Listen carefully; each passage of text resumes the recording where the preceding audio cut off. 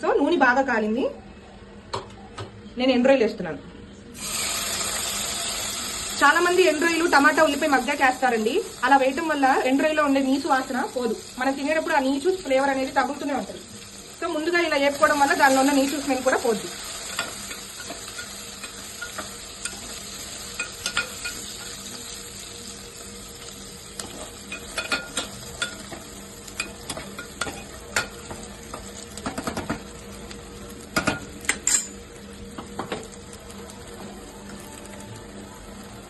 ఊరికే మెత్తటి ఉప్పు కొంచెం స్ప్రింకిల్ చేస్తున్నా, బ్రౌనిష్ లైట్ బ్రౌనిష్ కలర్ లో రావటానికి రొయ్యలు.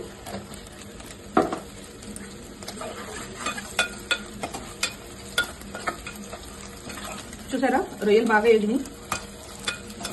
నూనె పసుపు కాగిన తర్వాతే రొయ్యలు వేస్తే అవి త్వరగా మాడవు, బాగా త్వరగా వేగుతాయి.